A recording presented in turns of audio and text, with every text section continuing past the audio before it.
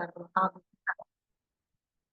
ಅದ್ಭುತವಾದ ಅವಕಾಶವನ್ನು ನೀಡಿದ PSS ಮೈಸೂರು ತಂಡದ ಎಲ್ಲ ಕಾರ್ಯಕರ್ತರಿಂದ ಅನಂತ ವಂದನೆಗಳು ಹಾಗೂ ಈ ದಿನ ಜೂಮ್ ನಲ್ಲಿ ಮತ್ತು ಯೂಟ್ಯೂಬ್ ಮೂಲಕ ವೀಕ್ಷಿಸುತ್ತಿರುವ ಎಲ್ಲ ಆತ್ಮ ಬಂಧುಗಳಿಗೆ ನನ್ನ ಪ್ರಣಾಮಗಳು. Okay okay master, already sir ಹೇಳಿದ್ರು. ನನ್ನ ಹೆಸರು ಉಮಾರಾಣಿ, ನಮ್ಮ ಊರು ಕೊಟ್ಟೂರು. ನಾನು 2003ರಲ್ಲಿ ಧ್ಯಾನಕ್ಕೆ ಬಂದೆ.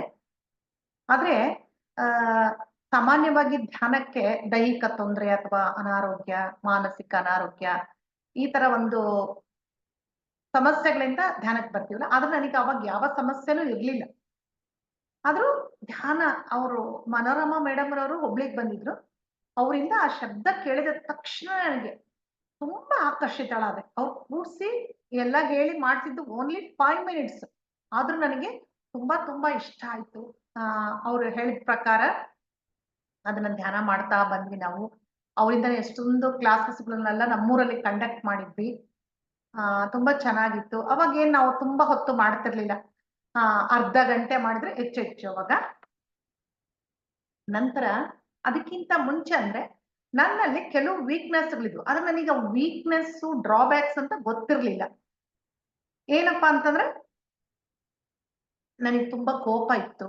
ಆಮೇಲೆ ಯಾರಾದ್ರೂ ಏನಾದ್ರು ಅಂದ್ರೆ ಅವ್ರಿಗೆ ಇಮಿಡಿಯೇಟ್ ಆಗಿ ಅಂದ್ಬಿಡ್ತಿದ್ದೆ. ಆಮೇಲೆ ಅನ್ನಕ್ಕಾಗ್ದಿದ್ರೆ ಹತ್ತು ಬಿಡ್ತಿದ್ದೆ. ಧೈರ್ಯ ಅನ್ನೋದೇ ಇರ್ಲಿಲ್ಲ. 4 ಮಂದಿ ಯಾರಾದ್ರೂ ಇದ್ರೆ ನಿಂತ್ಕೊಂಡು ಮಾತಾಡ್ಬೇಕಂದ್ರೆ ಕಾಲೆಲ್ಲ ಗಡಗಡ ನಡುಗ್ತಾ ಇತ್ತು.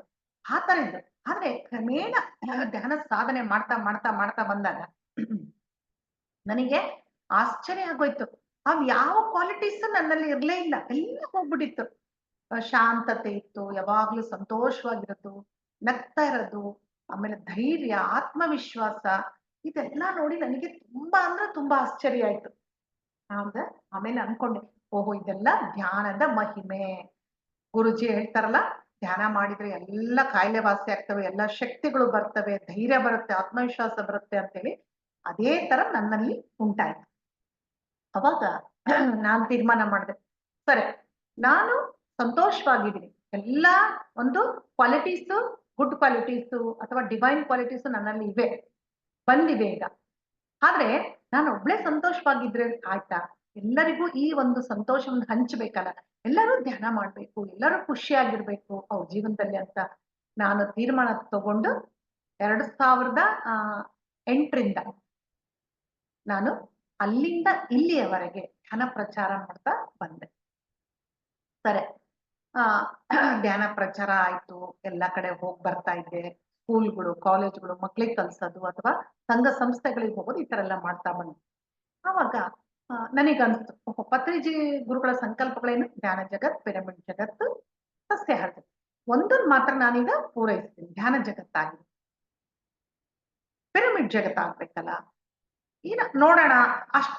ಅದ್ರ ಬಗ್ಗೆ ಅಷ್ಟು ತೀವ್ರತೆ ಇರ್ಲಿಲ್ಲ ನನ್ನಲ್ಲಿ. ಸರಿ ಅಂತೇಳಿ 2015ರಲ್ಲಿ ಹೊಸಪೇಟೆಗೆ pyramid opening, Vidyaranya pyramid opening ceremony ಹೋಗಿ, ಅಲ್ಲಿ ಸರ್ ಬಂದಿದ್ರು, ಎಲ್ಲ ಸ್ಪೀಚ್ ಆಯ್ತು, ಧ್ಯಾನ ಆಯ್ತು, ಎಲ್ಲ ಆಯ್ತು, ಊಟ ಆಯ್ತು. ಲಾಸ್ಟಿಗೆ ಬರ್ಬೇಕಾದ್ರೆ ಒಂದು ಥಾಟ್ ಬಂತು, ಯಾಕೆ ನಮ್ಮೂರಲ್ಲಿ ಒಂದು ಪಿರಮಿಡ್ ಕಟ್ಟಬಾರದು? ಹೌದಲ್ಲ, ಎಷ್ಟು ಚೆನ್ನಾಗಿದ್ರೆ. ಅದು ನನಗೆ ಗೊತ್ತಿರ್ಲಿಲ್ಲ. ಅದಕ್ಕೆ ಸಿಗಕ್ಕೆ ಜಾಗನೂ ಕಷ್ಟ, ಕಲೆಕ್ಟ್ ಮಾಡಿ ದುಡ್ಡೆಲ್ಲ ಹೊಂದ್ಸೋದು ಕಷ್ಟ ಅಂತ ಅವಾಗ ನನಗೆ ತಿಳಿದಿರ್ಲಿಲ್ಲ. ಆದ್ರೆ ಈಸಿ ಅನ್ಕೊಂಡೆ. ನಮ್ಮ ಯಜಮಾನ್ರ ಹತ್ರ ಇದನ್ನ ಶೇರ್ ಮಾಡ್ಕೊಂಡೆ, ನಾವು ಒಂದು ಪಿರಮಿಡ್.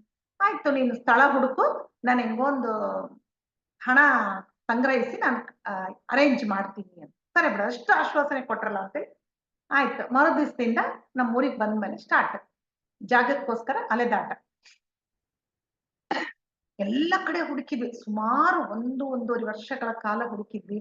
ಆಯ್ತು, ಇಷ್ಟು ಈಸಿನ ಇದು ಅನ್ಕೊಂಡಿದ್ದೆ, ಆದ್ರೆ ಎಷ್ಟು ಕಷ್ಟ ಆಗ್ತಿದೆ ಅಂತ. ಎಲ್ಲಿ ಪ್ಲೇಸ್ ಇದೆ ಅಂದ್ರೆ ನಮಗೇನಂದ್ರೆ ದುಡ್ಡು ಕೊಟ್ಟು ಜಾಗ ತಗೋಬಾರ್ದು ಅಂತ, ಅಂದ್ರೆ ಕಾಸ್ಟ್ ಕಡಿಮೆ ಮಾಡಬೇಕಂತ. ಆದಷ್ಟು ಈ ಪಬ್ಲಿಕ್ ಪ್ಲೇಸಸ್ ಅಂತ ಮುನ್ಸಿಪಾಲಿಟಿ ಅವರು ಬಿಟ್ಟಿರ್ತಾರಲ್ಲ ಪಾರ್ಕಿಂಗ್ ಅಂತ ಜಾಗಕ್ಕೋಸ್ಕರ ಹುಡುಕ್ತಾ ಇದ್ವಿ.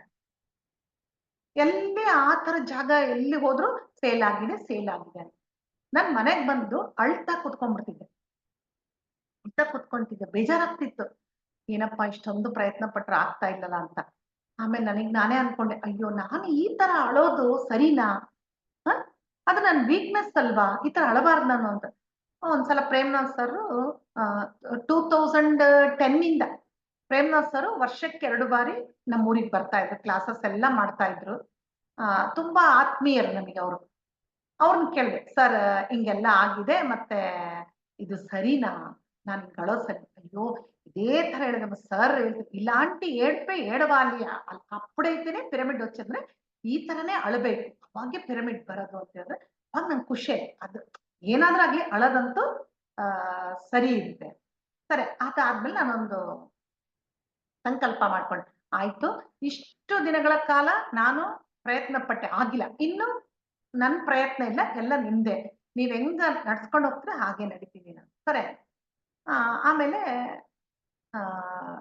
ಪಿರಮಿಡ್ಗಾಗಿ ಮಂಡಲ ಧ್ಯಾನ ಶುರು ಮಾಡಿದ್ವಿ 2016 ಅಲ್ಲಿ ಸ್ಟಾರ್ಟ್ ಮಾಡಿದ್ವಿ. 40 ದಿವಸ ಆಯ್ತು. ಅಲ್ಲೇ ಪಕ್ಕದಲ್ಲಿ ನಮ್ಮ ಮನೆ ಹತ್ರ ಆಂಜನೇಯ ಟೆಂಪಲ್ ಇದೆ, ಆ ಟೆಂಪಲ್ ಅಲ್ಲೇ ಮಾಡಿದ್ವಿ. ಅಲ್ಲಿ ಪಕ್ಕದಲ್ಲಿ ಒಂದು ಪ್ಲೇಸ್ ಇದೆ, ಅದು ಅಲ್ಲ ಆದ ಮೇಲೆ ಆ ಪ್ಲೇಸ್ ಕೇಳಿದ್ವಿ. ಅವ್ರು ಇಲ್ಲ, ಅದು ಆಗ್ಲೇ ಸೇಲ್ ಆಗಿದೆ ಅಂತ. ಏನಪ್ಪ ಹೀಗಾಯ್ತು ಅಂತ, ಇರ್ಲಿ, ಮತ್ತೆ ನಮ್ಮ ಮನೆ ಹಿಂದ್ಗಡೆ ಒಂದು 108 ಶಿವಲಿಂಗದ ದೇವಸ್ಥಾನ ಇದೆ, ಅಲ್ಲಿ ಧ್ಯಾನ ಮಾಡೋಣ. ಒಂದು ಇಂಟ್ರೊಡಕ್ಷನ್ ಕ್ಲಾಸ್ ಕೊಟ್ಟೆ. ಅಲ್ಲಿ ಒಬ್ರು ಬಂದವರು, ಯಾಕೆ ಇಲ್ಲಿ ದಿನ ಮಾಡ್ಬೋದಲ್ಲ ನೀವು ಅಂತಂದು. ಆಯ್ತು ಬಿಡು, ಮಾಡೋಣ, ಏನ್ ತಪ್ಪಿದೆ ಅಂತೇಳಿ 40 ದಿನ ಸ್ಟಾರ್ಟ್ ಮಾಡೋಣ ಅಂತ. 40 ದಿನ ಮಂಡಲ ಧ್ಯಾನ ಇಲ್ಲಿ ಸಹ ಮಾಡೋಣ ಸರಿ ಅಂತೇಳಿ ದಿನ ಚೆನ್ನಾಗಿ 6 ದಿನ ತುಂಬಾ ಜನ ಬರ್ತಾ ಇದ್ರು. ಅಷ್ಟು 60 ಜನ 70 ಜನ ಬರ್ತಾರೆ. ಆ ಶಿವನ್ ಟೆಂಪಲ್ ಅಲ್ಲೇ ಕುತ್ಕೊಂಡು ಧ್ಯಾನ ಮಾಡ್ತಾ ಇದ್ರು. ಒಂದ್ ವಾರ ಆಯ್ತು. ಅವ್ರಿಗೆ ಎಲ್ಲರಿಗೂ ಗೊತ್ತಿತ್ತಲ್ಲ ನಾವ್ ಯಾತಕ್ಕೋಸ್ಕರ ಮಾಡ್ತಾ ಇದ್ವಿ ಅಂತ. ಒಬ್ರು ಇಂಜಿನಿಯರ್ ವೈಫ್ ಇದ್ರು, ಅವ್ರು ಕೇಳಿದ್ರು, ಅಲ್ರಿ ಜಾಗ ಇಂತಲ್ಲೇ ಅಂತ ನಿಮ್ಗೇನಾದ್ರೂ ಐಡಿಯಾ, ಒಂದು ಐಡಿಯಾ ಇದೆನಾ, ಎಲ್ಲಾದ್ರೂ ಪರವಾಗಿಲ್ಲ ಅಂತ ಹೇಳಿದ. ಸರಿ ಅಂತೇಳಿ, ಅದು ನೋಡ್ರಿ ಎಷ್ಟು ಒಂದು ಮಾಸ್ಟರ್ಸ್ ಪ್ಲಾನ್ ಅಂತಂದ್ರೆ, ಆ ದೇವಸ್ಥಾನದಲ್ಲೇ ಒಂದು ಜಾಗ ಇದೆ 25 ಅದು ಆಕ್ಚುಲ್ ಆಗಿ ಅವರಿಗೆ ಬೇಡವಾದ ಜಾಗ, ಅಂದ್ರೆ ಅಲ್ಲಿ ಏನೋ ಯೂಸ್ ಆಗಲ್ಲ. ನಾವು ಅದೇ ಪ್ಲೇಸ್ ಅಲ್ಲಿ ಅಂದ್ರೆ ಆವರಣದಲ್ಲೇ ಕೇಳಿದ್ವಿ ಒಬ್ಬರನ್ನ, ಅವ್ರು ಕೊಡಲ್ಲ ಅಂದಿದ್ರು. ಅದೇ ವ್ಯಕ್ತಿ ಮತ್ತೆ ಇವ್ರು ಹೋಗಿ ಕೇಳಿದಾಗ ಆಯ್ತು ಏನಾದ್ರು ಮಾಡ್ಕೊಳ್ರಿ ಅಂದ್ರ. ಅವ್ರು ಬಂದು ಹೇಳಿದಾಗ ಅಪ್ಪ ನಂಗೆ ಎಷ್ಟು ಆನಂದ ಅಂದ್ರೆ ಸ್ವರ್ಗಕ್ಕೆ 3 ಗೇಣ್ ಅಂತಾರಲ್ಲ ಆ ತರ ತುಂಬಾ ಖುಷಿ ಆಯ್ತು. ಇಮಿಡಿಯೇಟ್ ಆಗಿ ಹಣ ಕಲೆಕ್ಟ್ ಅನ್ನ ಆಯ್ತು. ನಮ್ಮ ಮನೆಯವರೆಲ್ಲ ಒಂದು ಅದಕ್ಕೆ ಎಷ್ಟು ಬೇಕಾಗುತ್ತೋ ಅಷ್ಟು ಹಣ ಕಲೆಕ್ಟ್ ಮಾಡಿದ್ರು. ತುಂಬಾ ಜನ ಸಹಾಯ ಮಾಡಿದ್ರು, ನಮ್ಮ ಊರ್ನವರು, ನಮ್ಮ ಫ್ರೆಂಡ್ಸ್ ಎಲ್ಲರೂ ತುಂಬಾ ಸಹಾಯ ಮಾಡಿದ್ರು. ಆಮೇಲೆ ಇಂಜಿನಿಯರ್ ಕರ್ಸಿದ್ವಿ, ಪಿರಮಿಡ್ ಇಂಜಿನಿಯರ್ ಕರ್ಸಿ ಅಲ್ಲೆಲ್ಲ ಅವ್ರು ಎಷ್ಟೊತ್ತು ಅವರು ಅಲ್ಲಿ ಬರುತ್ತೆ ಒಂದು ಅಂತ ಹೇಳಿ ತುಂಬಾ ಹೊತ್ತು ಕ್ಯಾಲ್ಕುಲೇಷನ್ ಮಾಡಿದ್ವಿ. ನನಗೆ ಒಳಗೊಳಗೆ ಒಂಥರ ಏನೋ ಒಂದು ಆತಂಕ, ಅಯ್ಯೋ ಆಗುತ್ತೋ ಇಲ್ಲೋ, ಆಗುತ್ತೋ ಇಲ್ಲ, ಆಗುತ್ತೆ ಕರೆಕ್ಟ್ ಆಗಿ ಕೂಡುತ್ತೆ, ಬಟ್ ಸುತ್ತಲ ಕಾಂಪೌಂಡ್ ಅಂತೂ ಬರಲ್ಲ, ಅಡ್ಡಾಡಕ್ಕೂ ಆಗಲ್ಲ, ಸಾಕಷ್ಟು ಬಂದ್ರೆ ಸಾಕಂತ ಹೇಳಿ ಅವರು ಕೆಲಸ ಸ್ಟಾರ್ಟ್ ಮಾಡೋದು. ಕೇವಲ ಒಂದು ವಿತಿನ್ 6 months ಅಲ್ಲೇ ಸುಂದರವಾದ ಪಿರಮಿಡ್ ಕನ್ಸ್ಟ್ರಕ್ಷನ್ ಆಯ್ತು. ಅದಕ್ಕಿಂತ ಮುಂಚೆ ನಾನು ಒಂದು ಥಾಟ್ ರಿಲೀಸ್ ಮಾಡಿದೆ. ಎಲ್ಲೆಲ್ಲ ಕೇಳ್ತಿರ್ತೀವಲ್ಲ, ಸರ್ ಅಲ್ಲಿ ಅಡಿಗೆ ಮಾಡಿದ್ರು, ಅಲ್ಲಿ ಹಾಲ್ಟ್ ಮಾಡಿದ್ರು, ಅವ್ರ ಜೊತೆ ಕೂತ್ಕೊಂಡು ತುಂಬಾ ಚೆನ್ನಾಗಿ ಮಾತಾಡ್ತಾರೆ, ಹಾಗೆ ಹೀಗೆ ಅಂತ ಎಲ್ಲಾರು ಹೇಳ್ತಾ ಇದ್ರಲ್ಲ. ಸರಿ ಅಂತೇಳಿ ನಾನೇನ್ ಮಾಡಿದೆ, ಒಂದ್ ಥಾಟ್ ಹಾಕಿದೆ, ಸರ್ ನಮ್ಮನೆಯಲ್ಲೇ ಉಳಿಬೇಕು, ಅವರೇ ಸ್ವತಃ ಅಡಿಗೆ ಮಾಡ್ಬೇಕು, ಅದನ್ನ ನಾವು ಊಟ ಮಾಡ್ಬೇಕು ಅಂತೇಳಿ ಎಲ್ಲ ಥಾಟ್ ರಿಲೀಸ್ ಮಾಡಿ. ಅದೇ ತರ 2017 ಅಲ್ಲಿ ಅಕ್ಟೋಬರ್ ತಿಂಗಳಲ್ಲಿ 22 ಅಕ್ಟೋಬರ್ ಅಲ್ಲಿ ಅನಾವರಣ ಆಯ್ತು ಪಿರಮಿಡ್. ಸರ್ ಬಂದು ಧ್ಯಾನ ಮಾಡಿಸಿದ್ರು. ಸರ್ ಸ್ವತಃ ಪಿರಮಿಡ್ ಓಪನಿಂಗ್ ಮಾಡಿದ್ರು, ರಿಬ್ಬನ್ ಕಟಿಂಗ್ ಮಾಡಿದ್ರು. ಆಮೇಲೆ ನಂಗೆ ಶಾಲು ಹೊದಿಸಿ ಸನ್ಮಾನ ಮಾಡಿದ್ರು. ತುಂಬಾ ಅಂದ್ರೆ ತುಂಬಾ ಖುಷಿ ಆಯ್ತು. ಸನ್ಮಾನ ಮಾಡಿದ್ದಕ್ಕಲ್ಲ, ಗುರುಗಳ ಸಂಕಲ್ಪದಲ್ಲಿ ಒಂದು ಕಿಂಚಿತ್ತಾದ ನಾವು ಒಂದು ಅಳಿಲು ಸೇವೆ ಆಗಿರ್ಬೋದು, ಇನ್ನೂ ಚಿಕ್ಕದಾಗಿರ್ಬೋದು, ನಾವು ಮಾಡಿದೆವಲ್ಲ ಒಂದು ಸಾರ್ಥಕ ಭಾವನೆ ನನ್ನಲ್ಲಿ ಇತ್ತು. ಆ ದಿನ ನಮ್ಮನೇಲೆ ಹಾಲ್ಟ್ ಆದ್ರು, ಅಡಿಗೆ ಮಾಡಿದ್ರು, ಸುಮಾರು ಎಷ್ಟೊಂದು ತರಿಸಿರ್ತಾರೆ ಅಡಿಗೆ ಮಾಡೋದು, ಆ ತರ ಎಲ್ಲ ಅಡಿಗೆ ಮಾಡಿ ನಮ್ಗೆಲ್ಲ ಬಡಿಸಿದ್ರು. ತುಂಬಾ ಖುಷಿ ಆಯ್ತು ನಮಗೆ. ಈ ತರ 2-3 ಸಲ ನಮ್ಮ ಊರಿಗೆ ಬಂದಿದ್ದಾರೆ ಸರ್ ಗುರುಗಳು. ಅದಕ್ಕೆ ಆಮೇಲೆ ಯಾವಾಗ ಧ್ಯಾನ ಪ್ರಚಾರ ಸ್ಟಾರ್ಟ್ ಮಾಡಿದ್ವಲ್ಲ ನಾವು 2008 ಇಂದ, ಎಲ್ಲಿ ಪತ್ರಿಜಿ ಗುರುಗಳು ಬರ್ತಾರಂದ್ರೆ ಅಲ್ಲೆಲ್ಲ ಹೋಗ್ತಿದ್ವಿ ನಾವು. ಹುಬ್ಳಿಯಲ್ಲಿ ಆಗಿರ್ಬೋದು, ಅಂದ್ರೆ ನಮ್ ಸಿಸ್ಟರ್ಸ್ ಇದಾರೆ, ಹೊಸಪೇಟೆಯಲ್ಲಿ ತಮ್ಮ ಇದ್ದಾನೆ, ಆಮೇಲೆ ದುರ್ಗದಲ್ಲಿ ಒಬ್ಬ ಸಿಸ್ಟರ್ ಇದಾರೆ. ಎಲ್ಲಿ ಬಂದ್ರೆ ಅಲ್ಲಿ ಹತ್ರದಲ್ಲಿ ಎಲ್ಲಾದ್ರೂ ಕೂಡ್ಲಿಗಿ ಅಥವಾ ಹರಪನಹಳ್ಳಿ, ಹಗರಿಬೊಮ್ಮನಹಳ್ಳಿ, ಹೋಗಿ ಸರ್ ಜೊತೆ ಕುತ್ಕೊಂಡು ಮಾತಾಡ್ತಾ ಇದ್ವಿ, ನಗ್ತಾ ಇದ್ವಿ, ಎಷ್ಟು ಖುಷಿ ಆಗ್ತೈತೆ, ಎಷ್ಟೊಂದು ವಿಷಯಗಳನ್ನ ತಿಳಿಸ್ತಾ ಇದ್ರು ಅವ್ರು. ಅವ್ರದ್ದು ಇನ್ನೊಂದು ಕ್ವಾಲಿಟಿ ಅಂದ್ರೆ ನಾವೇನೋ ಒಂದು ಧ್ಯಾನ ಪ್ರಚಾರ ಮಾಡಿದ್ರೆ ಏನೋ ಸಾಧನೆ ಅಂತ ನಮಗೆ, ಸರ್ ಹತ್ರ ಹೇಳ್ಕೋಬೇಕಂತ ನಮಗೆ ಖುಷಿ ಅಲ್ಲ.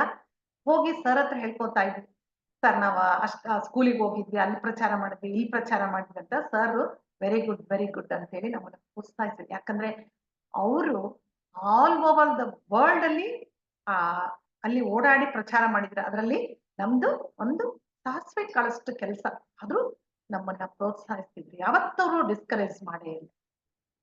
ಹೀಗೆ ಪತ್ರಿಜಿಗಳು ಎಲ್ಲೇ ಬಂದ್ರು ನಾವು ಹೋಗ್ತಾ ಇದ್ವಿ. ನಂತರ 2000 ಇನ್ನು ಆಯ್ತು, ಪಿರಮಿಡ್ ಜಗತ್ತಾಯ್ತು, ಧ್ಯಾನ ಜಗತ್ತಾಯ್ತು, ಇನ್ನು ಉಳಿದಿದ್ದು ಸಸ್ಯಾಹಾರ. ರ್ಯಾಲಿ ಒಂದು ಮಾಡ್ಬೇಕು ಅಂತ ತುಂಬಾ ಆಸೆ ಇತ್ತು. ಏನ್ ಮಾಡ್ಬೇಕಪ್ಪ, ಯಾವ ತರ ಮಾಡ್ಬೇಕು ರ್ಯಾಲಿ ಅಂತ ಹೋಗ್ಲಿ ಬಿಡನ್ ಸುಮ್ಮನೆ.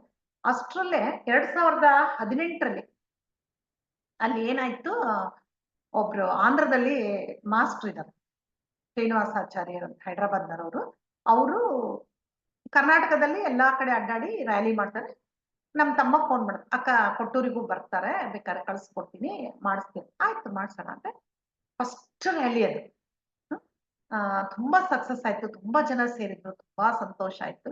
ಅದ್ ಆದ ಮೇಲೆ ಇನ್ನೊಂದು ರ್ಯಾಲಿ ಆಯ್ತು. ಹೇಗಂದ್ರೆ ಬೆಂಗಳೂರಲ್ಲಿ ಶ್ರೀಕಾಂತ್ ಸರ್ ಅಂತ ಇದ್ದಾರೆ, ಅವ್ರು ಏನ್ ಮಾಡಿದ್ರು, ಒಂದು ವರ್ಕ್ಶಾಪ್ ಅಟೆಂಡ್ ಮಾಡ್ತಾ ಇದ್ರು, 7 ಬಾಡಿ ಸೀಲಿಂಗ್ ಅಂತ ಹೇಳಿ. ಅವ್ರು ಏನ್ ಮಾಡಿದ್ರು, ಸರ್ ತುಂಬಾ ನನಗೆ ವರ್ಕ್ಶಾಪ್ಸ್ ಅಂದ್ರೆ ತುಂಬಾ ಇಷ್ಟ, ಜನ ಸೇರ್ತಾರೆ, ಹೆಚ್ಚಿನ ಜ್ಞಾನ ಸಿಗುತ್ತೆ ಅಂತ ಹೇಳಿ ಕೇಳ್ತಾ ಇದ್ದೆ, ಸರ್ ವರ್ಕ್ಶಾಪ್ ನಮ್ಮೂರಲ್ಲಿ ಮಾಡ್ರಿ ಅಂತ. ಆಯ್ತು ಮಾಡ್ತೀನಿ, ಅಂದ್ರೆ ಒಂದು ಕಂಡೀಷನ್ ಏನು ಅಂತಂದ್ರೆ ಡೆಫಿನೆಟ್ ಆಗಿ ಸಂಜೆ ರ್ಯಾಲಿ ಮಾಡ್ಬೇಕು, ವೆಜಿಟೇರಿಯನ್ ರ್ಯಾಲಿ. ಇದೇನಪ್ಪಾ ಮತ್ತೆ ವೆಜಿಟೇರಿಯನ್ ರ್ಯಾಲಿ ಅಂತಾರೆ, ಅದಕ್ಕೆಲ್ಲ ಪಾಂಪ್ಲೆಂಟ್ಸ್ ಹಾಕಿಸ್ಬೇಕು. ಅವರಾದ್ರೆ ಅವಾಗ ಮಾಡಿಸಿದ್ರೆ ಅವರೇ ಎಲ್ಲ ತಂದಿದ್ರು. ಈಗ ನಾವು ಎಲ್ಲ ಇವು ಪ್ಲೇ ಕಾರ್ಡ್ಸ್ ಹಾಕ್ಸ್ಬೇಕು, ಬ್ಯಾನರ್ ಮಾಡಿಸ್ಬೇಕು, ಆಮೇಲೆ ಪಾಂಪ್ಲೆಂಟ್ಸ್ ಹಂಚ್ಬೇಕು, ಇವೆಲ್ಲ ಹೇಗಾಗುತ್ತೆ ಅಂತ. ಆದ್ರೆ ಕಂಡೀಷನ್ ಇಲ್ಲಂದ್ರೆ ವರ್ಕ್ಶಾಪ್ ಇಲ್ಲ.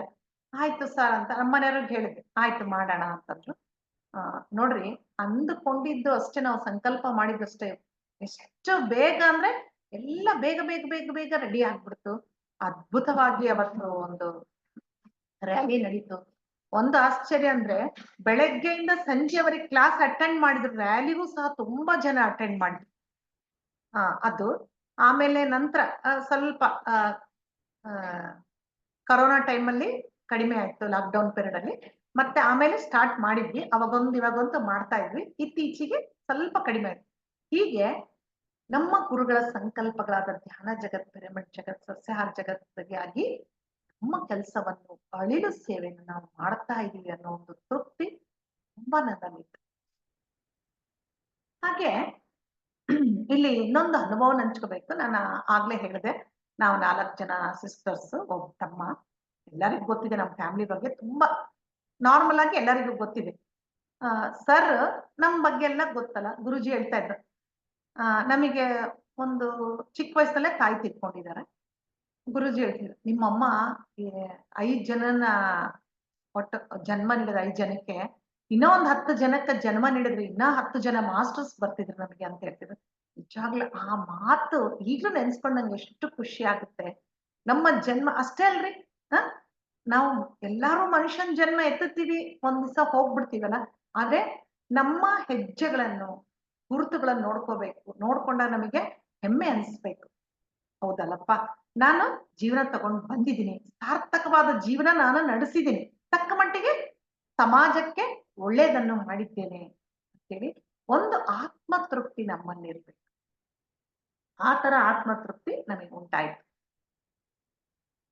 ಹೀಗೆ ಧ್ಯಾನ ಪ್ರಚಾರ ಎಲ್ಲ ಶುರುವಾಯ್ತು.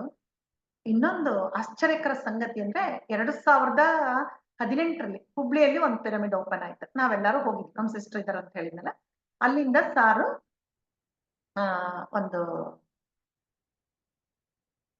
ಒಂದು ಪ್ಲೇಸಿಗೆ ಕರ್ಕೊಂಡು ಹೋದ್ರು ನಮ್ಗೆ. ಅದು ಭಯಲ್ಲಿದೆ, ನಂಗೆ ಬರ್ತಾ ಇಲ್ಲ. ಅಲ್ಲಿ 2 ಡೇಸ್ 3 ಡೇಸ್ ಅಲ್ಲಿ ಹಾಲ್ಟಿಂಗ್ ಅಲ್ಲಿ ಸರ್ ಜೊತೆಗೆ ಹೋಗೋದು. ಹುಬ್ಳಿಯಿಂದ ಸರ್ ಜೊತೆಗೆ ನಾವು ವೆಹಿಕಲ್ ಅಲ್ಲಿ ಕುತ್ಕೊಂಡು ಹೋದ್ವಿ. ಅಷ್ಟು ಆನಂದ ಅಂದ್ರೆ ಅಷ್ಟು ಎನರ್ಜಿ ಫೀಲ್ ಆಗ್ತಾ ಇದೆ ನಾವು ಸರ್ ಜೊತೆಗೆ. ಸರ್ ಸುಮ್ಮನೆ ಇದ್ರೆ ನಾವು ಒಂದ್ ಸ್ವಲ್ಪ ಹೊತ್ತು ಮಾತಾಡ್ತಾ ಇದ್ವಿ, ಅಂದ್ರೆ ಬಹಳ ಮಾತಾಡಿಲ್ಲ. ಆ ಆಮೇಲೆ ಅಲ್ಲಿ ಹೋದ್ವಿ. ಅಲ್ಲಿ ಹೋದ್ಮೇಲೆ ಏನಾಯ್ತು, ಅಲ್ಲಿ ಸರ್ ಅಸಿಸ್ಟೆಂಟ್ ಇರ್ತಲ್ಲ ಮಂಜುನಾಥ ಅಂತ, ಅವ್ರು ಏನ್ ಮಾಡಿದ್ರು, ಮೇಡಮ್ ಅವ್ರು ಯಾವಾಗ್ಲೂ ಅಡಿಗೆದೆಲ್ಲ ನೋಡ್ಕೊಳೋದು ಮಾಡೋದು ಮಾಡ್ತಿರ್ತಾರೆ. ನಾವು ಬಂದಿದ್ರೆ, ಅಕ್ಕ ನನಗೊಂದು ಕೆಲಸ ಹೇಳ್ತೀನಿ ಅಂತ. ಹೇಳಪ್ಪ. ಏನಿಲ್ಲ, ಆ ನೀವು ಸರ್ಗೆ ಅಡಿಗೆ ಮಾಡಿ ಬಡಿಸ್ಬೇಕು. ನಮಗೆ ಕೇಳ್ತಾ ಇದ್ದಾನೆ, ಅವ್ನ ಕಿವಿನ ನಾನೇ ಏನ್ ಹೇಳ್ತಾ ಇದ್ದಾನೆ, ನನ್ ಕಿವಿಗಳನ್ನ ನಾನೇ ನಂಬ್ಲಿಲ್ಲ. ಏನ್ ಹೇಳ್ತಾ ಇದ್ದೀನಿ, ಏನ್ ಕೇಳಿಸ್ಕೊಂತಾ ಇದ್ದೀನಿ ನಾನು, ಏನಪ್ಪಾ, ಹೌದಕ್ಕ, ಆಯ್ತಪ್ಪ ಮಾಡೋಣ. ನಮಗೆಲ್ಲೂ ಹೊರಗಡೆ ಹೋಗೋದು ಬೇಕಿಲ್ಲ, ಯಾವ ಸೈಟ್ ಸೀಯಿಂಗ್ ಬೇಕಿಲ್ಲ. ಹ ನಾವು ಆರಾಮಾಗಿ ಸರ್ಗೆ ಅಡಿಗೆ ಮಾಡಿ ಬಡಿಸ್ತೀವಿ.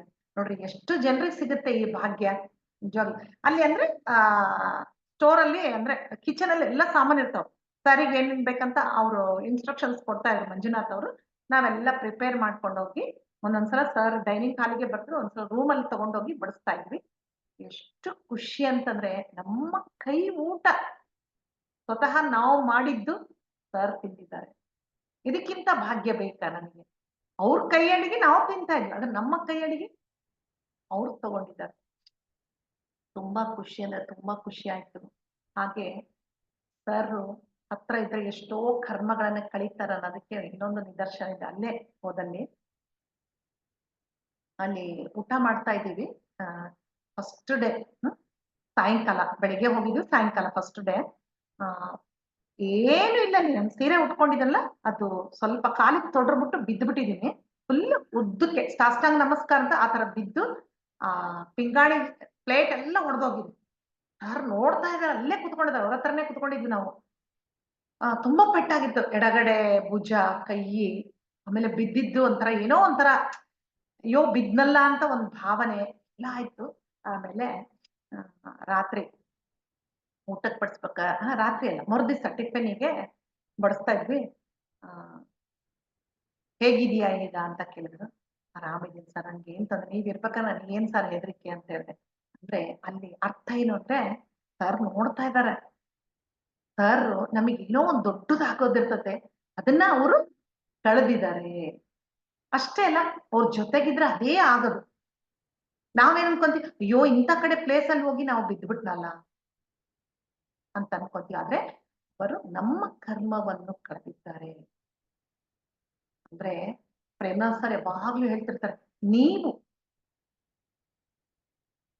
ಸ್ಪಿರಿಚುವಲ್ ವರ್ಕ್ ಚೆನ್ನಾಗಿ ಮಾಡಿ, ನಿಮ್ಮ ಫಿಸಿಕಲ್ ವರ್ಕ್ ಏನೇ ಇರ್ಲಿ, ಸಮಸ್ಯೆಗಳಿರ್ಲಿ, ಯಾವುದೇ ಇರ್ಲಿ, ಗುರುಜಿ ಅವ್ರು ನೋಡ್ಕೊಳ್ತಾರೆ. ಅವ್ರಿಗೆಲ್ಲ ಒಪ್ಪಿಸ್ಬಿಡ್ರಿ, ಸರೆಂಡರ್ ಆಗ್ಬಿಡ್ರಿ. ನೀವು ನಿಮ್ಮ ಕೆಲಸಗಳೆಲ್ಲವನ್ನು ಸುಸೂತ್ರವಾಗಿ ಮಾಡಿ. ಇಷ್ಟು ಧ್ಯಾನ ಪ್ರಚಾರ ಮಾಡ್ತಾ ಮಾಡ್ತಾ ನಮಗೆ ಇನ್ನೂ ಒಂದು ಏನೋ ಅನುಭವ ಆಗ್ತಿತ್ತಂದ್ರೆ, ಏನ್ ಅಂದುಕೊಂಡ್ರೆ ಅದು ಥಾಟ್ ಪವರ್ ಇನ್ಕ್ರೀಸ್ ಆಯ್ತು. ನಂತರ ಕೋವಿಡ್ ಸಮಯದಲ್ಲಿ ಮನೇಲೇ ಇದ್ವಲ್ಲ, ಆನ್ಲೈನ್ ಕ್ಲಾಸಸ್ಗಳು ತುಂಬಾ ಆಯ್ತು. ನಾವೇ ಸಿಸ್ಟರ್ಸ್ ಬ್ರದರ್ಸ್ ಸೇರಿ ವರ್ಕ್ಶಾಪ್ ಸ್ಟಾರ್ಟ್ ಮಾಡಿದ್ವಿ. ಡಿವೈನ್ ಫೈನಾನ್ಸ್ ಗ್ರೂಪ್ ಅಂತೇಳಿ ಸ್ಟಾರ್ಟ್ ಮಾಡಿದ್ವಿ. ಆಮೇಲೆ ಇತ್ತೀಚೆಗೆ ಧ್ಯಾನ ಸಂಜೀವಿನಿ ಅಂತಾನು ಸ್ಟಾರ್ಟ್ ಆಗಿದೆ. ಆಗ್ಲೇ 15 days ಆಯ್ತು. ಮಾರ್ನಿಂಗ್ ಕ್ಲಾಸ್ ಇರುತ್ತದು. ಆನ್ಲೈನ್ ತೆಲುಗು ಮತ್ತೆ ಕನ್ನಡ, ಒಂದು ನಿಮಿಷನೂ ಇರೋದಿಲ್ಲ, ಪುರ್ಸೊತ್ತಿರೋದಿಲ್ಲ. ಏನ್ ಹೇಳ್ಬೇಕು ಅಂತ ಪಾಯಿಂಟ್ಸ್ ಬರ್ಕೊಳೋದು, ಯಾವ ಕ್ಲಾಸಿಗೆ ಏನ್ ಹೇಳ್ಬೇಕು. ಆಮೇಲೆ ಕಂಟಿನ್ಯೂಸ್ ವೀಕ್ಲಿ ಒನ್ಸ್ ಕ್ಲಾಸಸ್, ಅವು 2 ಬೇರೆ ಇದ್ದಾವೆ. ಇದೆಲ್ಲ ಶಕ್ತಿ ಬಂದಿದ್ದು ಎಲ್ಲಿಂದ? ಕೇವಲ ಧ್ಯಾನದಿಂದ. ಇಲ್ಲಿ ನಾವೇನು ಮಾಡ್ತಾ ಇಲ್ಲ. ನಾನ್ ಅನ್ಕೋಬಹುದು ನಾವೆಲ್ಲ, ನಾನ್ ಮಾಡ್ತಾ ಇದ್ದೀನಿ, ನನಗಷ್ಟು ಇಂಟೆಲಿಜೆಂಟ್ ಇದೆ, ನಾನಷ್ಟು ಕ್ಲೆವರು, ಎಲ್ಲರೂ ಅವಕಾಶ ಕೊಡ್ತಾರೆ, ಚೆನ್ನಾಗಿ ಹೇಳ್ತೀನಿ, ಎಲ್ಲ ಸುಳ್ಳು ಫ್ರೆಂಡ್ಸ್. ಸ್ನೇಹಿತರೆ, ಗುರೂಜಿ ನಮ್ಮ ಹಿಂದ್ಗಡೆ ನಿಂತ್ಕೊಂಡು ಅವರೇ ಮಾಡಿಸ್ತಾ ಇರೋದು. ನಾವಿಲ್ಲಿ ಕೇವಲ ಒಂದು ಮೀಡಿಯಂ ಅಷ್ಟೇ. ನಮ್ಮ ಮೂಲಕ ಅವ್ರು ನುಡಿಸ್ತಾ ಇದ್ದಾರೆ. ಕರ್ಕೊಂಡ್ ಬಂದಿರೋದು ಅವರೇ, ಮಾಡಿಸ್ತಾ ಇರೋದು ಅವರೇ. ಇದು ಒಂದು ನಾವು ನಂಬ್ಕೊಂಡ್ರೆ ನಾವ್ ಇನ್ನೂ ಆತ್ಮಪರವಾಗಿ ಬೆಳೀತಾ ಬೆಳೀತಾ ಹೋಗ್ತೀವಿ. ಈ ತರ ನಂತರ ಹೀಗೆ ಎಷ್ಟೊಂದು ಇನ್ಸಿಡೆಂಟ್ಸ್ ಆಗ್ತಾ ಇದ್ವಲ್ಲ. ಆನ್ಲೈನ್ ಕ್ಲಾಸಸ್ ಎಲ್ಲ ಸ್ಟಾರ್ಟ್ ಆಗ್ತಾ ಬಂತು. ಒಂದು ವಾರ ಯಾವ್ದು ಕ್ಲಾಸ್ ಇಲ್ಲ ಅಂದ್ರೆ, ಈ ದಿನ ನೋಡ್ರಿ, ಆಕ್ಚುಲ್ ಆಗಿ ಈ ವಾರ ಯಾವ್ದು ಕ್ಲಾಸ್ ಒಪ್ಕೋಬಾರ್ದು ಅಂತ ಅನ್ಕೊಂಡಿದ್ದೆ ನಾನು. ಸ್ವಲ್ಪ ಬೇರೆ ವರ್ಕ್ ಇತ್ತು.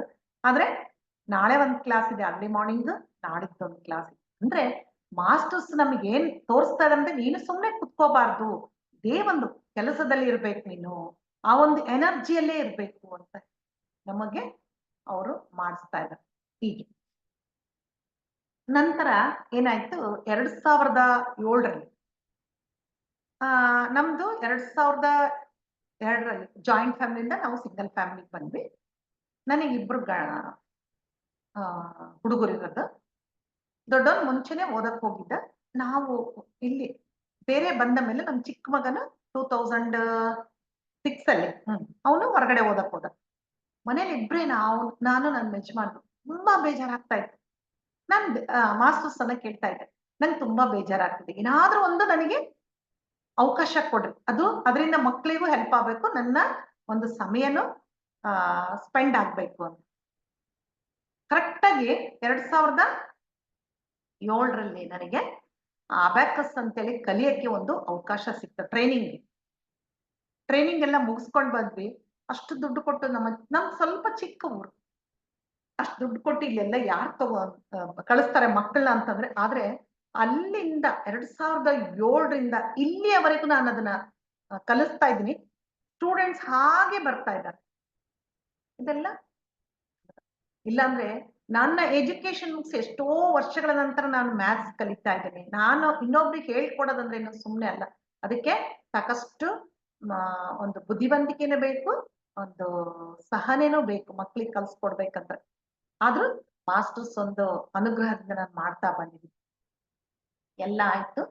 2013ರಲ್ಲಿ ನಮ್ಮ ದೊಡ್ಡ ಮಗನ್ ಮದ್ವೆ ಆಯ್ತು. ಬೆಂಗಳೂರಿಗೆ ಹೋಗ್ತಾ ಬರ್ತಾ ಇದ್ವಿ. ಒಂದು ಸಲ ಹೋದಾಗ ಯಾಕೋ ಗೊತ್ತಿಲ್ಲ, ನನಗಾಗ 50 ವರ್ಷ, ಸ್ಕೂಟರ್ ಕಲಿಬೇಕಂತ ಆಸೆ, 2 ವೀಲರ್. ಏನ್ ಮಾಡ್ಬೇಕು, ನನ್ ಸೊಸೆ ಹತ್ರ ಹೇಳ್ದೆ, ಸ್ಕೂಟರ್ ಕಲಿಬೇಕಂತ ತುಂಬಾ ಆಸೆ ಆಗ್ತಿದೆ ಅಂತ. ಆವಾಗ ಆಯ್ತಮ್ಮ, ಇಲ್ಲಿ ಇದಾರೆಲ್ಲ ಟ್ರೈನರ್ಸ್ ಇದಾರೆ, 15 ದಿವಸ ಜಾಯ್ನ್ ಆದ್ರಿ, ನೀವು ಬೇಕಾರ ಅಂತೇಳಿ. ಸರಿ, ನಮ್ಮ ಮನೆಯವ್ರಿಗೂ ಊರಿಗೆ ಕಳಿಸ್ಬಿಟ್ಟು ನಾನೊಂದು 15 ದಿವಸ. ಆದ್ರೆ ಅವ್ರು ಏನು ಹೇಳ್ಕೊಡ್ಲಿಲ್ಲ, ಚೆನ್ನಾಗೇ ಕಲ್ಸ್ಕೊಡ್ಲಿಲ್ಲ. ಆದ್ರೂ ಒಳಗಡೆ ಆಸೆ ಇತ್ತು. ಇಲ್ಲಿಗೆ ಕೊಟ್ಟೂರಿಗೆ ಬಂದ ತಕ್ಷಣ ನನ್ನ ಸಣ್ಣ ಮಗ ಅದನ್ನ ಕಲ್ಸಿದ. ಅದಕ್ಕೆ ಕಲಿಯಕ್ಕಿಂತ ಮುಂಚೆ ನಾನು ಪ್ರೇಮನಾಥ್ ಸರ್ ಹತ್ರ ಏನೇ ಇದ್ರು ಗೈಡೆನ್ಸ್ ತಗೊಂತೀನಿ. ಸರ್, ಇನ್ 2 ವೀಲರ್ ನಾನು ಕಲಿಬೇಕಂತಿದ್ದೀನಿ ಅಂತಂದಾಗ ಸರ್ ಏನ್ ಹೇಳಿದ್ರಂದ್ರೆ, ನೋಡಮ್ಮ ಅದಕ್ಕೊಂದು ಸಂಕಲ್ಪ ಸರ್. ತುಂಬಾ ಜನರಿಗೆ ಗೊತ್ತು, ಪ್ರೇಮನಾಥ್ ಅಂದ್ರೆ ಸಂಕಲ್ಪಗಳಿಗೆ ಒಬ್ಬರ ಕಿಂಗ್ ಇದ್ದಂಗೆ. ನನ್ನ ಈ ಕಲಿಕೆ ಧ್ಯಾನ ಪ್ರಚಾರಕ್ಕೆ ಉಪಯೋಗ ಆಗ್ಬೇಕು ಅಂತ ನೀನೊಂದು ಸಂಕಲ್ಪ ಮಾಡ್ಕೋ. ಅದೇ ತರ ಸಂಕಲ್ಪ ಮಾಡ್ಕೊಂಡೆ ನಾನು. ಯಾಕಂದ್ರೆ ನಮ್ದು ಊರ್ ಹೊರಗಡೆ ಮನೆ ಇದೆ, ಎಲ್ಲಿಗಾದ್ರೂ ಹೋಗ್ಬೇಕಂದ್ರೆ ಆಟೋ ಬೇಕೇ ಬೇಕು, ತುಂಬಾ ಸಹಾಯ ಆಗುತ್ತೆ ಅಂತೇಳಿ ಕಲ್ತೆ, ಪರ್ಫೆಕ್ಟ್ ಆದೆ. ಈಗ್ಲೂ ನಾನು ಓಡಿಸ್ತಾ ಇದ್ದೀನಿ. ಸ್ಕೂಲ್ಸ್ ಆಗ್ಲಿ, ಎಲ್ಲ ಕಾಲೇಜಸ್ಗೆ ಹೋಗ್ಬೇಕಂದ್ರೆ, ಊರೊಳಗೆ ಹೋಗ್ಬೇಕಂದ್ರೆ, ದೇವಸ್ಥಾನಗಳಿಗೆ ಹೋಗ್ಬೇಕಂದ್ರೆ ಅದು ತುಂಬಾ ನನಗೆ ಸಹಾಯ ಆಗ್ತಾ ಇದೆ. ಅಂದ್ರೆ ಇಲ್ಲಿ ಮತ್ತೆ ನಾನು ಅದೇ ಹೇಳಕ್ ಇಷ್ಟಪಡ್ತೀನಿ, ಇಲ್ಲಿ ನನ್ನ ಹೆಚ್ಚುಗಾರಿಕೆ ಏನಿಲ್ಲ, ಆ ಗುರುಗಳು ನನಗೆ ನಿಂತು ಕಲ್ಸಿದಾರೆ. ನನಗೆ ತುಂಬಾ ಜನ ಅಪೋಸ್ ಮಾಡಿದ್ರು, ಈ ವಯಸ್ಸಲ್ಲಿ ಕಲ್ತ್ರೆ ಬಿದ್ಬಿಡ್ತೀರಾ, ಬಿದ್ರೆ ಫ್ರಾಕ್ಚರ್ ಆಗುತ್ತೆ, ತುಂಬಾ ಕಷ್ಟ, ಹೀಲ್ ಆಗುತ್ತೆ, ತುಂಬಾ ಭಯಪಡ. ಆದ್ರೆ ಬಿದ್ದಿದ್ದೀನಿ, ಆದ್ರೆ ಒಂದು ಚಿಕ್ಕ ಗಾಯ ಸಹ ನಂಗೆ ಆಗಿಲ್ಲ. ಆದ್ರೆ ನನ್ನಲ್ಲಿ ಮಾತ್ರ ತುಂಬಾ ಧೈರ್ಯ ಇತ್ತು ಕಲಿಯುವಾಗ, ಏನಾದ್ರೂ ಆಗ್ಲಿ ನಾನು ಕಲೀಲೇಬೇಕು ಅಂತ. ಆತರ 2 ವೀಲರ್ ಕಲ್ತೆ, 4 ವೀಲರ್ ಕಲ್ತೆ. ತುಂಬಾ ಆಶ್ಚರ್ಯ ಆಗ್ತಾ ಇದೆ ನನಗೆ. ಹಂಗೆ ಅಂದ್ರೆ ಎಲ್ಲ ಹೆಮ್ಮೆಯಿಂದ ಹೇಳ್ಕೊತೀನಿ, ನಮ್ಮ ಗುರುಗಳು ಇದಕ್ಕೆಲ್ಲ ನನಗೆ ಅವಕಾಶ ಕೊಟ್ಟಿದ್ರು. ಯಾವುದರಿಂದ ಅಂದ್ರೆ ಧ್ಯಾನದಿಂದ ನನ್ನಲ್ಲಿ ಧೈರ್ಯ, ಆತ್ಮವಿಶ್ವಾಸ ಎಲ್ಲವೂ ಸಿಕ್ಕಿದೆ. 2019ರಲ್ಲಿ ಆವಾಗ ಏನಾಯ್ತು, ತುಂಬಾ ಜನಕ್ಕೆ ಗೊತ್ತಿರ್ಬೋದು, ನಾವು ಸೀತಾಯಣ ಅಂತೇಳಿ ಮಾಡಿದ್ದೀವಿ. ನಾನು, ನಮ್ಮ ಸಿಸ್ಟರ್ ವಿಶಾಲಾಕ್ಷಿ ಮೇಡಮ್ ಇದ್ದಾರೆ, ಅವರು. ಅದಕ್ಕಿಂತ ಮುಂಚೆ ತೆಲುಗಲ್ಲಿ ಸರೋಜ ಗೊಲ್ಲಪಲ್ಲಿ ಮೇಡಮ್ ಅಂತ ಇದ್ದಾರೆ, ಅವರು ಅದನ್ನ ಬುಕ್ ನೋಡ್ಕೊಂಡು ಹೇಳ್ತಾ ಇದ್ರು. ವಾರಕ್ಕೆ 2 ಸಲ ಬರ್ತಾ ಇತ್ತು. ತುಂಬಾ ಇಷ್ಟ ಆಯ್ತು ನನಗದು. ತಪ್ಪದೆ ಕೇಳ್ತಾ ಇದ್ವಿ. ಪ್ರತಿ ಸೋಮವಾರ ಗುರುವಾರ ಬರ್ತಾ ಇತ್ತು. ಯಾವಾಗ ಸಾಯಂಕಾಲ ಅದು ಮಧ್ಯಾಹ್ನ ಟೈಮ್ ಯಾವಾಗ 3:30 ಆಗುತ್ತೋ ಯಾವಾಗ 16 ಎಪಿಸೋಡ್ಸ್ ಇತ್ತದು. 16 ಎಪಿಸೋಡ್ಸ್ ಮುಗೀತು. ಅವಾಗ್ಲೂ ಏನ್ ಅನ್ಸಿಲ್ಲ. ಆಮೇಲೆ ಏನ್ ಅನ್ಸ್ತೋ ಗೊತ್ತಿಲ್ಲ. ನೆಕ್ಸ್ಟ್ ಡೇ ಹೌದಲ್ಲ, ಇದನ್ನ ನಾವ್ ಯಾಕೆ ಕನ್ನಡದಲ್ಲಿ ಮಾಡಬಾರ್ದು ಬರ್ಕೊಂಡು ಅಂತೇಳಿ ಒಂದ್ ಥಾಟ್ ಬಂತು. ಸರಿ ಅಂತೇಳಿ ಪ್ರೇಮ ಸತ್ಯ, ಅಯ್ಯೋ ಆರಾಮಾಗಿ ಮಾಡ್ರಮ್ಮ, ಚೆನ್ನಾಗಿ ಈ ತರ ಮಾಡ್ಬೇಕು, ಎಲ್ಲರಿಗೂ ಜ್ಞಾನ ಕೊಡ್. ಇನ್ನು ಸೀತಾಯಣ ಬುಕ್ಕ ಬಂದಿರ್ಲಿಲ್ಲ ಅವಾಗ. ಸರಿ ಅಂತ ಹೇಳಿದ್ರು ಸರ್. ಸರಿ ಅಂತೇಳಿ 16 ಎಪಿಸೋಡ್ ಅಲ್ಲ, ಒಬ್ರಿಗೆ ಯಾಕೆ ಮಾಡ್ಬೇಕಂತ ನಾನು ಫಸ್ಟ್ 8 ಎಪಿಸೋಡ್ಸ್, ನಮ್ಮ ಸಿಸ್ಟರ್ 8 ಎಪಿಸೋಡ್ಸ್ ಮಾಡೋಣಂತೆ ಎಲ್ಲ ಕನ್ನಡದಲ್ಲಿ ಬರ್ಕೊಂಡು ಅದನ್ನೆಲ್ಲ ಮಾಡ್ಬೇಕು. ತುಂಬಾ ಇಷ್ಟಪಟ್ರು. ನಮಗೆ ಇನ್ನೂ ಹೇಳ್ಬೇಕಂದ್ರೆ ಸೀತಾಯಣ ಸಿಸ್ಟರ್ಸ್ ಅಂತ ಹೇಳ್ತಾರೆ, ನಮಗೆ ಕರೀತಾರೆ. ಅದೇ ತುಂಬಾ ಖುಷಿ ಆಗುತ್ತೆ. ಅದನ್ನ PMC ಕನ್ನಡ ಅದರಲ್ಲಿ ಮಾಡಿದ್ವಿ, ಮೈತ್ರೇಯದಲ್ಲಿ ಮಾಡಿದ್ದೀವಿ. ಮತ್ತೆ ಇನ್ನೊಂದ್ ಕಡೆ ಇದು ಶಿವಮೊಗ್ಗದಲ್ಲಿ ಒಬ್ರು ಆನ್ಲೈನ್ ಕ್ಲಾಸ್ ಮಾಡ್ತಾರೆ, ಅವರಲ್ಲಿ ಸಹ ಮಾಡಿದ್ವಿ. ಹೀಗೆ ತುಂಬಾ ಅದಾದ್ಮೇಲೆ Yashodhara ಮಾತಂತ the Buddhas wife Yashodhara ಅಂತೇಳಿ ಅದು 6 ಎಪಿಸೋಡ್, ಅದನ್ನು ಸಹ ಮಾಡಿದ್ವಿ. ತುಂಬಾ ಖುಷಿ ಆಗುತ್ತೆ. ಇದಕ್ಕೆಲ್ಲ ಶಕ್ತಿ ಎಲ್ಲಿಂದ ಬಂದ್ರು ನಮ್ಮ ಗುರುಗಳೇ ಅದನ್ನ ಮಾಡಿಸಿದ್ರು. ನಂತರ ಯಾವಾಗಾದ್ರೂ ಬರಿತಾ ಇರ್ತೀವಲ್ಲ, ತುಂಬಾ ಈ ಪೇನ್ ಬರುತ್ತೆ ಒಂದೊಂದ್ಸಲ ಈ ಕೈ. ಅವಾಗ ಬರೀಬೇಕಾದ್ರೆ ಗುರುಗಳನ್ನ ಪ್ರೇ ಮಾಡ್ಕೊಂಡು ಬರೀಬೇಕು. ಇದನ್ನ ನೀವೇ ಇದ್ರಲ್ಲಿ ಶಕ್ತಿ ಕೊಟ್ಟು ಬರೆಸ್ತಾ ಇರೋದು ಅಂತೇಳಿ ಬರೆದಾಗ ಒಂದ್ ಸ್ವಲ್ಪನ ನೋವಾಗತ್ತೆ. ಅಂದ್ರೆ ಕೆಲವು ಟೈಮಲ್ಲಿ ನನಗೆಲ್ಲ ನೀವು ಶರಣಾಗತಿ ಆಗ್ತೀರಾ ಇಲ್ಲ ಅಂತೇಳಿ ಗುರುಗಳು ಇದ್ಕೊಂಡು ಪರೀಕ್ಷೆ ಮಾಡ್ತಾ ಇರ್ತಾರೆ. ತುಂಬಾ ಪರೀಕ್ಷೆ ಮಾಡ್ತಾರೆ. ಅದನ್ನ ಸಾಕಷ್ಟು ನಮಗೆ ಎಕ್ಸ್ಪೀರಿಯನ್ಸ್ ಸಹ ಆಗಿದೆ. ಏನೋ ಒಂದು ಕ್ಲಾಸ್ ಮಾಡ್ತಾ ಇರ್ತಿದ್ದಕ್ಕಿದ್ದಂಗೆ ಇಂಟರ್ನೆಟ್ ಕಟ್ ಆಗ್ಬಿಡುತ್ತೆ, ಇಲ್ಲ ಕರೆಂಟ್ ಹೋಗುತ್ತೆ, ಇಲ್ಲ ಯಾರೋ ಗೆಸ್ಟ್ ಬರ್ತಾರ ಆ ಟೈಮಲ್ಲಿ. ಅದಕ್ಕೆ ಎಲ್ಲ ಫಸ್ಟ್ ನಾವು ಕ್ಲಾಸ್ ಮಾಡ್ಬೇಕಾದ್ರೆ ಪ್ರತಿ ಸಲನು ಒಂದು ಲ್ಯಾಪ್ಟಾಪಿಗಾಗ್ಲಿ ಇಂಟರ್ನೆಟ್ಗಾಗ್ಲಿ ಈ ಮಾಸ್ಟರ್ಸ್ ಯಾರ್ಯಾರು ಎಲ್ಲರಿಗೂ ಥ್ಯಾಂಕ್ಸ್ ಹೇಳಿ ನಾವು ಕ್ಲಾಸ್ ಸ್ಟಾರ್ಟ್ ಮಾಡೋದು. ಯಾಕಂದ್ರೆ ಅದೆಲ್ಲ ಇದ್ರೇನೆ ನಾವು ಕ್ಲಾಸ್ ಮಾಡಕ್ ಆಗೋದು ಚೆನ್ನಾಗಿ, ಇಲ್ಲಾಂದ್ರೆ ಏನು ಮಾಡಕ್ಕೆ ಆಗೋದಿಲ್ಲ. ಹೀಗೆ ನಮ್ಮ ಧ್ಯಾನದ ಜರ್ನಿ ಸಾಕ್ತಾ ಬಂತು. ಇತ್ತೀಚೆಗೆ ಅಂದ್ರೆ ಸುಮಾರು 1 ವರ್ಷದಿಂದ ನಮ್ಮ ಪಿರಮಿಡ್ ಅಲ್ಲಿ ತುಂಬಾ ಚೆನ್ನಾಗಿ ಕ್ಲಾಸಸ್ ಆಗ್ತದೆ. ಮಾಸ್ಟರ್ಸ್ ಬರ್ತಾರೆ. 1 ವರ್ಷದಿಂದ ಏನಾಗ್ತದೆ, ಪ್ರತಿ ಒಂದು ಹುಣ್ಣಿಮೆಗೆ 2 ಅವರ್ಸ್ ಮೆಡಿಟೇಷನ್ ಸತ್ಸಂಗ ನಾನೇ ಮಾಡೋದು. ನಂತರ ಅನ್ನದಾನ. ಎಲ್ಲ ಕಡೆ ಕೇಳ್ತಾ ಇರ್ತೀವಿ, ಅಟ್ಲೀಸ್ಟ್ ತಿಂಗಳಿಗೆ ಒಂದ್ಸಲ ಆದ್ರೂ ನಾವು ಪ್ರಸಾದ ಮಾಡ್ಸೋಣ ಅಂತೇಳಿ ಕಂಟಿನ್ಯೂಸ್ ಹಾಗೆ ನಡೀತಾ ಇದೆ. ತುಂಬಾ ಜನ ಅದಕ್ಕೆ ದಾನಿಗಳು ಇರ್ತಾರೆ, ಕೊಡ್ತಾರೆ. ಇಲ್ಲಾಂದ್ರೆ ನಾವು ಸ್ನೇಹಿತರು 4 ಜನ ಇದ್ದು ನಾವೇ ಶೇರ್ ಮಾಡ್ಕೊಂತೀವಿ. ಹೀಗೆ ಎಲ್ಲರ ಸಹಕಾರದಿಂದ ತುಂಬಾ ಅದ್ಭುತವಾಗಿ ನಮ್ಮ ಧ್ಯಾನದ ಜರ್ನಿ ಮೂಡ್ ಬರ್ತಾ ಇದೆ. ನಾನು ಎಲ್ಲರಿಗೂ ಹೇಳೋದಿಷ್ಟೇ, ಒಂದು ಅಡ್ವೈಸ್ ನಾನು ಅನುಭವಿಸಿದ್ದು ಏನಪ್ಪಾ ಅಂತಂದ್ರೆ, ಧ್ಯಾನ ಮಾಡ್ತಾ ಇದ್ದೀರಾ, ತುಂಬಾ ಜನ ಹೊಸಬ್ರು ಇರ್ಬೋದು ಅಥವಾ ತುಂಬಾ ತಿಂಗಳುಗಳಿಂದ ಮಾಡ್ತಾ ಇರ್ಬೋದು, ಇಲ್ಲ ಅಂತ ಹೇಳಲ್ಲ. ಆದ್ರೆ ಧ್ಯಾನದ ಜೊತೆ ನಮ್ಮ ಸ್ವ ಅಧ್ಯಯನ ತುಂಬಾ ಮುಖ್ಯ. ಅಂದ್ರೆ ನಮ್ಮನ್ನ ನಾವು ನೋಡ್ಕೊಳ್ಳೋದು. ಧ್ಯಾನ ಅಂದ್ರೇನೆ D+ ಯಾನ, ಅಂದ್ರೆ ಅಂತರಂಗದೊಳಗೆ ಪ್ರಯಾಣ ಮಾಡೋದು. ನೋಡ್ಕೊಳೋದಂದ್ರೆ ಏನು, ನಾವು ಹೇಗಿದ್ದೀವಿ, ಏನು ಮಾಡ್ತಾ ಇದ್ದೀವಿ, ನಾನು ಇನ್ನ ಯಾವ ಗುಣಗಳನ್ನು ಚೇಂಜ್ ಮಾಡ್ಕೋಬೇಕು, ನನ್ನಲ್ಲಿ ಸ್ವಾರ್ಥ ಇದೆನಾ, ಕೋಪ ಇದೆನಾ, ಅಥವಾ ದ್ವೇಷ ಅಸೂಯೆ ಇದೆನಾ ಅಂತ ಪ್ರತಿ ಕ್ಷಣ ಚೆಕ್ ಮಾಡ್ಕೊಂಡು ಚೇಂಜ್ ಮಾಡ್ಕೋಬೇಕು. ಹಾಗೆ ನಮ್ಮ ಆಲೋಚನಾ ವಿಧಾನಗಳನ್ನು ಪರಿಶೀಲಿಸ್ಕೊಳ್ಬೇಕು. ನೆಗೆಟಿವ್ ಥಿಂಕ್ ಮಾಡ್ತೀನಾ, ಎಮೋಷನ್ಸ್ ಇದಾವ ನನ್ನಲ್ಲಿ ಅಂತೇಳಿ ಅದನ್ನೆಲ್ಲ ಪಾಸಿಟಿವ್ ಆಗಿ ಕನ್ವರ್ಟ್ ಮಾಡ್ಕೋಬೇಕು. ಹೀಗೆ ಮಾಡ್ಕೊಳೋದ್ರಿಂದ ಏನಾಗುತ್ತಂದ್ರೆ, ನಾವ್ ಎಷ್ಟು ಧ್ಯಾನ ಮಾಡಿದ್ರೆ ಆ ಎನರ್ಜಿ ಹಂಗೆ ಸೇವ್ ಆಗ್ತಾ ಬರುತ್ತೆ. ಇಲ್ಲ ಅಂತಂದ್ರೆ ಬೆಳಗ್ಗೆ ಎದ್ದ ತಕ್ಷಣ 1 ಗಂಟೆ ಧ್ಯಾನ ಮಾಡಿ ಫುಲ್ ಎನರ್ಜಿ ಇರುತ್ತೆ, ಆದ್ರೆ ಬೇಡವಾದ ವಿಚಾರಗಳು, ಕಂಪ್ಲೇಂಟ್ಸು, ಕೋಪ ಎಲ್ಲ ಮತ್ತೆ ಎನರ್ಜಿ ಡೌನ್ ಬಂದ್ಬಿಟ್ಟು 0 ಲೆವೆಲ್ಗೆ ಬಂದ್ಬಿಟ್ಟು. ಇದು ತುಂಬಾ ತುಂಬಾ ಮುಖ್ಯ. ಅದಕ್ಕೆ ನಮ್ಮನ್ನ ನಾವು ನಮ್ಮ ಆಲೋಚನೆಗಳನ್ನು ಸದಾ ಪರಿಶೀಲಿಸ್ತಾನೇ ಇರ್ಬೇಕು.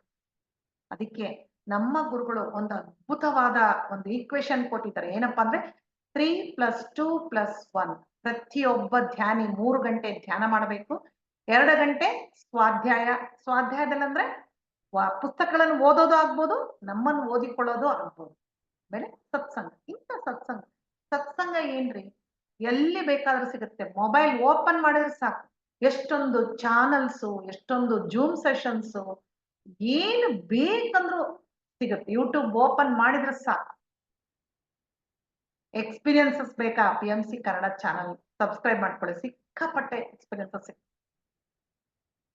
ಯಾವ ತರ ಬೇಕಾದ್ರೂ ಯಾಕೆ ಗುರುಗಳು ಹೇಳಿದ್ದಾರೆ ಧ್ಯಾನ, ಸ್ವಾಧ್ಯಾಯ, ಸತ್ಸಂಗಗಳೇ ಇರ್ಬೇಕು ಅಂತಂದ್ರೆ, ಈ ಮೂರರಲ್ಲಿ ಇದ್ದಾಗ ನಮ್ಮ ಮನಸ್ಸು ಆ ಕಡೆ ಈ ಕಡೆ ವಿಚಲಿತ ಆಗೋದಿಲ್ಲ, ಪ್ರಶಾಂತವಾಗಿರುತ್ತೆ. ನಾವು ಮಾಡುವ ಆಲೋಚನೆಗಳೆಲ್ಲವೂ ಪಾಸಿಟಿವ್ ಆಗಿರ್ತವೆ. ಆಗ ನಾವು ಎನರ್ಜಿ ಲೆವೆಲ್ ಬೆಳೆಸ್ಕೊಂತ ಹೋದಾಗ, ಯಾವಾಗ ನಮ್ಮ ಎನರ್ಜಿ ಲೆವೆಲ್ ಬೆಳೀತಾ ಹೋಗುತ್ತೋ ಆಗ ನಮ್ಮ ಆತ್ಮ ಉನ್ನತ ಸ್ಥಿತಿಗೆ ಹೋಗೋದು ಶುರುವಾಗುತ್ತೆ. ನಾವು ಬಂದಿರದೆ ಈ ಸೋಲ್ ಡೆವಲಪ್ಮೆಂಟ್ಗೆ, ಆತ್ಮ ಒಂದು ಕಲಿಕೆಗಾಗಿ. ಪ್ರತಿಯೊಂದು ಲೈಫ್ ಟೈಮು ನಮ್ಮ ಒಂದು ಕಲಿಕೆ ಇರುತ್ತೆ. ಏನೋ ಒಂದು ಕಲಿಯೋದಕ್ಕೋಸ್ಕರ ನಾವು ಜೀವನ ತಗೊಂಡು ಬಂದಿರ್ತೀವಿ. ಅದನ್ನ ಕಲ್ತ್ ಬಿಟ್ಟೆ ನಾವು ಹೋಗ್ಬೇಕು. ಇಲ್ಲ ನಾನು ಕಲಿಯಲ್ಲ ಅಂತಂದ್ರೆ ಇಲ್ಲೇ ಕುತ್ಕೋ ಅಂತ ಹೇಳ್ತಾರೆ. ಅದಕ್ಕೆ ಹೇಳ್ತಾರೆ ತಿಳಿದಂತವ್ರು, ಓದುವಾಗ ಮೊದಲು ಲೆಸನ್ಸ್, ಆಮೇಲೆ ಪರೀಕ್ಷೆ. ಆದ್ರೆ ನಿಜ ಜೀವನದಲ್ಲಿ ಮೊದಲು ಪರೀಕ್ಷೆ, ಆಮೇಲೆ ಲೆಸನ್ನು. ಅದನ್ನ ಮಾತ್ರ ನಾವು ಯಾವತ್ತೂ ಮರಿಬಾರ್ದು ಸ್ನೇಹಿತರೆ. ಓಕೆ, ಇಂಥ ಅದ್ಭುತವಾದ ನನ್ನ ಅನುಭವಗಳು ಹಂಚ್ಕೊಳ್ಳಕ್ಕೆ ಅವಕಾಶ ಕೊಟ್ಟ ಪತ್ರಿಜಿ ಗುರುಗಳಿಗೆ ನನ್ನ ಅನಂತ ಧನ್ಯವಾದಗಳು. ಹಾಗೆ PSSM ಮೈಸೂರು ತಂಡದ ಎಲ್ಲ ಕಾರ್ಯಕರ್ತರಿಗೆ ನನ್ನ ಅನಂತ ಧನ್ಯವಾದಗಳು. ಎಲ್ಲ ಆತ್ಮ ಬಂಧುಗಳಿಗೆ ನನ್ನ ಅನಂತ ಧನ್ಯವಾದಗಳು. Thank you.